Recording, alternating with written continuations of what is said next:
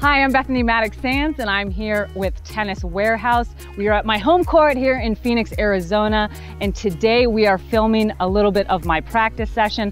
I'm going to take you through from beginning to end how I work around, starting with my warm-up. Might be a little bit different than what you're used to seeing. Of course, I'm going to be warming up the body, getting the muscles going, but I like to add a little bit of visualization and get myself mentally prepared for the practice. Now, once I'm finished with that and I get into the practice, I do have an idea of what I want to work on, but I leave it pretty loose. My thought behind that is, once you start getting too frustrated with a shot, let's say I'm going cross-court backhands and I'm getting frustrated with some mistakes, I actually like to change out of that and go to something new and maybe come back. So you'll notice that my practice is pretty fluid. I like to even start with volleys. I like to mix it up. Too many times I see tennis players going through the same old warm-up routine.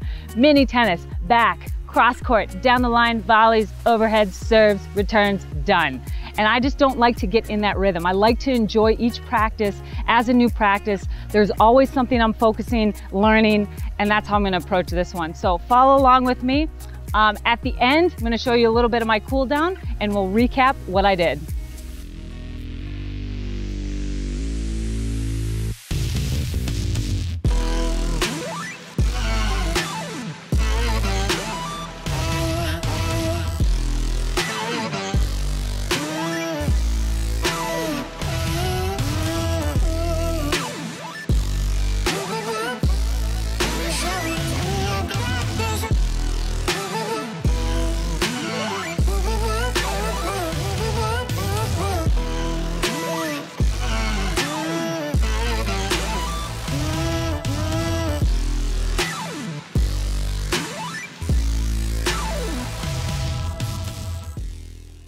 All right, that wraps up my practice. As you can see, it is over 110 degrees here in Phoenix. I am sweating it out, but it was a really great practice.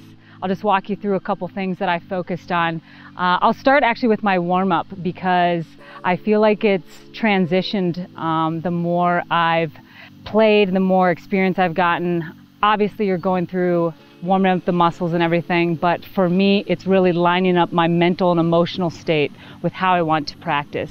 As you could see, I went through almost all my strokes in slow motion, and here's a little trick. If you want to know where you're getting caught up in your stroke and your technique, do it super slow.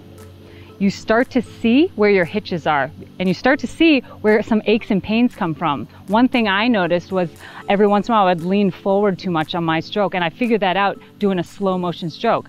I remember just being halfway through my stroke and I was thinking, why am I over here? Why won't I be like this? This feels more comfortable. So if you want a quick fix to some of your technique, do it super slow.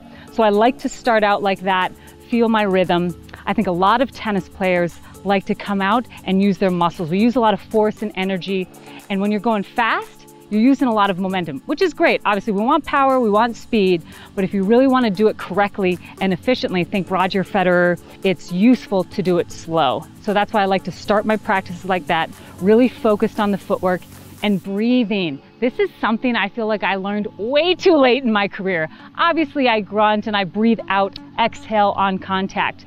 But timing the inhale and the exhale through the rally has helped me not only last longer in my practices, but be more efficient once the point gets longer. So you'll see me doing a lot of breath work at the beginning during my warm-up. I'll even do a couple breath holds while I do some fast footwork movements. Breathe out, and that opens up the lungs. So a couple things that I've learned throughout my career to add that really help me the quality of my practice. Now, starting in my practice, obviously I'm a fan of short court. Some of the pros hate it, they go right to the baseline. I actually liked it to get a good feel. And you guys might think, oh, mini tennis is just mini tennis? No. I'm already timing my footwork, I'm timing my inhale and my exhale on contact already in mini tennis. There's a focused reasons why I'm doing all that. And today I didn't get into the angles, but every once in a while, I'll stay in mini court for almost 20 minutes. I'll start doing forehand angles, backhand angles, and then I'll back up. But for me, I'm focusing on staying smooth. I'm pretty strong, pretty powerful. I like to play aggressive, and that all comes natural to me. So a lot of my practice comes back to how smooth can I be? How efficient can I move? And so I've been really focusing on my split step timing. I think a lot of pros and players split a little bit too late, and that's why a lot of times we topple with our upper body. So one of the things I focused in today's practice was at my opponent's contact, I'm already split stepping and figuring out where they're going off the racket. So if it's something that you want to react a little bit better, you feel like you're late getting to balls, work on that early split step, almost over exaggerate it. So another thing that I wanted to work on was smooth left to right, side to side. So all of this is in my workout, guys, really, from the mini tennis down to the first couple minutes of the baseline drills. I'm focusing on all that, the breath, the timing, the smoothness, efficiency. I want to see how easy it is for me to go through all my shots. Then once I get a feel, get warmed up, I'm going to mix in some cross courts, down the lines volleys. You'll see through my practice, I kind of mixed everything up. I went to the net kind of quick. I like to do volleys where I come in, put away. Sometimes I feel like we get stuck on one shot too often, just a forehand cross court. And very rarely in tennis are you getting the perfect ball in the perfect spot. I think there's a time and a place for feeds and to kind of get that feel. But really, if you want to play better points, you have to make your practices more like point play.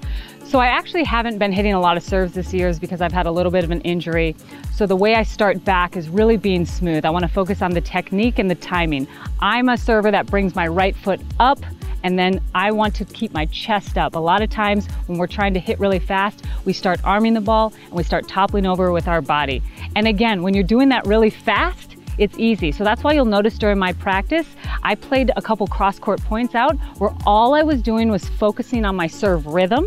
It wasn't that fast, it was maybe 60 miles an hour, but I was making all of them and then I was starting the point. A big key for me and what I've learned along my career is adding that second ball, especially after serves and returns. I don't like to look at those as individual shots. They never are. It's so useful to work on that split step and that reaction after the serve and after the return, and that's one thing I'm focusing the next couple weeks on. Of course, I gotta end with some volleys. It's one of my favorite drills. I actually love adding it at the end because it's kind of when you're tired, you wanna get your reactions, everybody gets into it. Pegs are okay, everybody's got a racket, everyone's facing forward. It's the name of the game. So actually, the guy I was hitting with today has solid volleys, he's a lefty. So I'm looking to start cutting everybody in the body. If you'll notice, as I close on my volleys, I'm trying to jam in a little bit and I'm waiting for him to pop up the ball just a little bit over the net. One of the keys, and this is a big thing for both pros and league players, if the ball is low and it's slow, you don't need to put pace on it. I feel like too many times everyone is tempted by that slow ball, even though it's low below the net, and they want to punch it. And those are the times to just time it and keep it low back over the net. So if I could tell everyone to work on one volley, that would be it.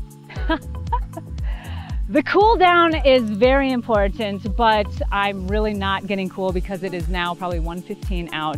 Obviously I'm in the shade, but I think it's just important to not only physically come down, but mentally and emotionally. Again, I think that's so important. You can really raise the quality of your practice and sort of think about what you worked on that day. Some people like to journal, and I do sometimes too. When I have these great thoughts, I actually keep my phone on the side of the court, and even sometimes I have a little mini whiteboard with me that I'll take a couple notes. But for the most part, I'm trusting the process. I treat each day as a new day. Obviously, all the millions of hours and balls that I've hit in the past are there, and I'm trusting that. But overall, I like to end my practice in a quiet zone, thoughtful, get the rest of my day started, cool down.